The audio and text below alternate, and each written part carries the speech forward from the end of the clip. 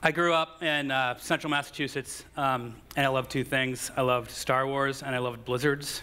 The more violent the storm, the better off. But I love storms for a different reason. I didn't love them because of the impending snow day that was going to follow them. I loved them because it meant that the Greenpeace volunteers would be out that night canvassing for money. They'd be banging on doors in my neighborhood, and I was a huge whale nerd. I loved everything about whales. I read whale books. I had Fudgy the Whale cakes for my birthday. I loved everything about whales. I didn't want to run away with the circus when I was a kid. Instead, I dreamed of the Greenpeace volunteers breaking down the door, taking my family by force, tying them to a bedpost, throwing a bag over my head, throwing me in a trunk, and I'd wake up in the belly of a ship somewhere, far out at sea. There was nothing more authentic to me than Greenpeace. I remember one night, it started snowing, so I got excited, and there was a knock at the door, and I ran to the door as quick as I could before my family turned off the lights and tried to hide, and I threw the door open, and as my father was writing out the guilt check, the $100 check, one of the girls that was out there collecting money that night winked at me. And it was like I was in the club all of a sudden. I was part of the solution, right? I had helped activate something, and I felt really good about it. I told this story to my brother later, and he sort of laughed at me, as he should have. And he said, "You realize that it's all staged, right? The reason they come out when it's snowing is so that mom and dad will feel more sympathy for them," and you're not helping, by the way, "and invite them in and give them a check." And it was sort of that moment when it was the first thing that sort of resonated with me and became my career, really, when I realized that you can't always tell the difference of what's been staged for you. And so it's that moment and also the wink that I think becomes the basis for this talk. So I want to introduce a term called the simulacrum to you. And the simulacrum is a totally cultural nerd theory term that means the copy of something that doesn't have an original. Right? So it's a copy that doesn't have an original. And we see this in our everyday life. Porn is a simulacrum. It's a replicated sex act that, to the best of my experience, doesn't really exist. If you've been to Vegas and you've gone to the Venetian, and inside the Venetian they have this impossibly blue ceiling with moving clouds and shops lining the canals. But of course these shops don't really exist in Venice. That's the simulacrum. This isn't a new concept. This is the entire premise for the movie The Matrix. It's all about the simulacrum. The red pill or the blue pill, which do you want to know? But what I think is new is that this is a roadblock to sustainability. It's our newest roadblock to activating real sustainability when we can't tell the real from the manufactured.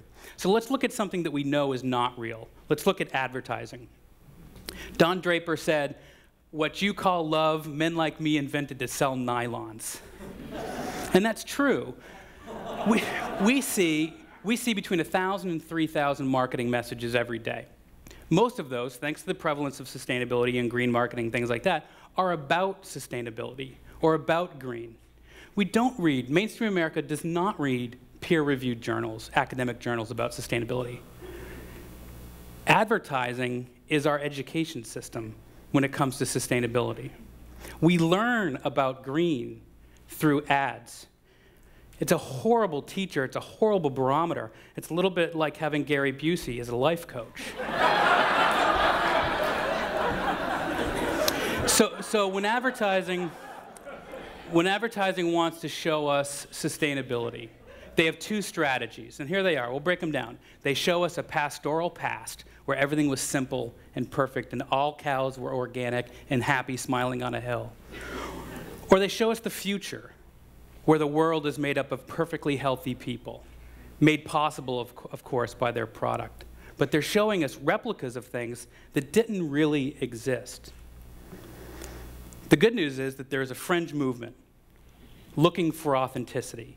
We see this in the rise and popularities of farmers markets, the return of the barber shop, buy local campaigns dotting across the country are indications that we are looking for more authentic experiences with the businesses that we want to support and do business with.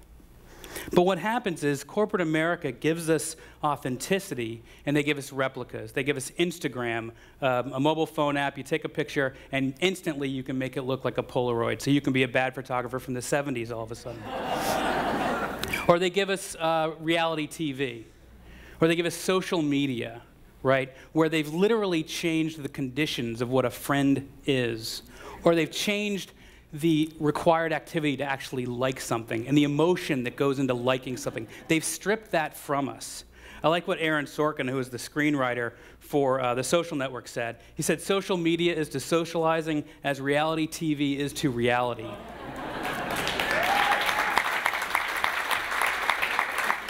So in Total Recall, yeah, it's a likely transition.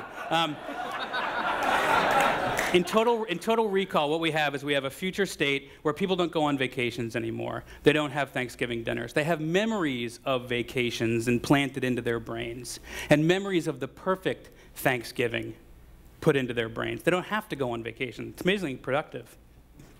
So what I argue is that when we engineer vacations around fantasy and surround ourselves with the imaginary, or when we go out for authentic Italian dinners,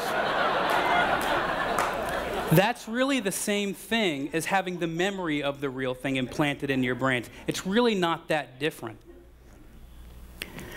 Starbucks comes right out and says it in their ad campaign. It's not what you're buying, it's what you're buying into. Today we consume ideologies, much more prevalent than we consume products. And this gives rise to cause marketing, which allows us to think that we're going to shop to save the planet. You can't buy a cup of coffee these days without saving something. We're a culture of hungry ghosts. We love to consume. It's the modern manifest destiny, this act of consumption. We have a physical adrenaline rush when we purchase things. When people talk about sustainability, oftentimes they're thinking in terms of a sacrifice. We have to give up something. But to the contrary, what we need to be doing is creating heirloom experiences with products and with business relationships. Saul Griffith, the industrial designer, says when his son is the right age, he will give him a Rolex watch, and he will say, this is the only watch you will ever need in your life. And that's a moment of sustainability, not because of the length of the product, but because it's a product now that increases in value over time. When was the last time you purchased something that increased in value over time? This is heirloom design, and this is the heirloom community and the culture that we need to build and live in. But we have to be able to tell it when it's real. And that's the challenge, to be able to tell the fake from the real. So I want to give you two strategies to do this. The first is simply acknowledge the simulacrum. Just acknowledge it. Simply by acknowledging it, you take away a lot of its power. You can still make the same purchase decision, and that's fine, but by acknowledging it, you have a new perspective on it. The second piece that I want us to all think about is we're going to have to do a little bit of math. Right? And the math of sustainability, the mechanical math of sustainability is very, very difficult. Fortunately, however, the formula for sustainability is remarkably simple. It's a one-to-one relationship. Nike just 2 weeks ago came out and said that by 2020, they're committed to have no hazardous waste stream coming out of their factories. Zero hazardous waste. They're looking to have the same hazardous waste footprint as if the company did not exist. That's a one-to-one relationship. One of our clients, Interface Carpet, has set a similar goal with Mission Zero, the name of the program. And they say they'll have no negative environmental impact by 2020. The same environmental impact as if the company didn't exist. That's the one-to-one relationship. For my company, one of the things we do is we go into our clients' offices and we perform authenticity audits on the company. And what we're doing is we're measuring the gap between what people say and what they do. And within that gap, what we're finding are new strategies for innovation, ways to better align the company, efficiency. There's less competition for resources in authentic companies. Here's the bonus on all this. If you're a human and you can become more authentic and recognize the simulacrum, you get to be happier. If you're a company, you get to be more profitable and more efficient and better at what you do. This is about perspective. In the 1970s, Southern California, there's a horrible drought. Watering your lawn and filling up your pool became regulated acts. Empty pools started to dot the landscape, and it became an icon of urban decay in the 70s. But skaters didn't see it that way. No, they hopped the fence, they trespassed with buckets and brooms and boards, and they cleaned out the pools, and they skated. They had a different perspective of what that icon of urban decay was. It became a playground for them. Today, I think that the empty pool is corporate trust. That is the single symbol of urban decay and decay in our culture that we're seeing. The trick is, do we have the ability to hop the fence and muck it out, right? And start skating in it and start enjoying it? I want to go back to the blizzard.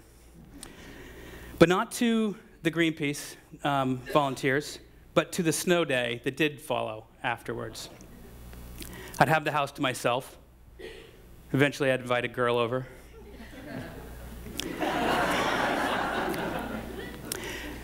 Ultimately, I'd work up the courage to ask her. I would say, so do you want to go up to my room and listen to records? And there was a wink there. There's a wink in that question. She knows what it means, I know what it means, but there's a safety in it. And she could wink back, by the way. If she says yes, it never happened. But she can wink back and say, sure, yeah, let's go listen to records. That's a great strategy, by the way, if you're 12 years old and trying to get to second base. But it's a horrible strategy for sustainability. And I think that that's what most green marketing is. It's a wink. The corporate company, the brand gets to say, this is a green product, and they wink. And mainstream America gets to consume it and wink back and say, I'm saving the world. And they wink back. It is unreasonable for us to expect that we are going to cure cancer, end hunger, alleviate poverty, or live in a forever healthy planet until we can learn to identify what's real in our lives. It's up to all of us to do the math. Thank you.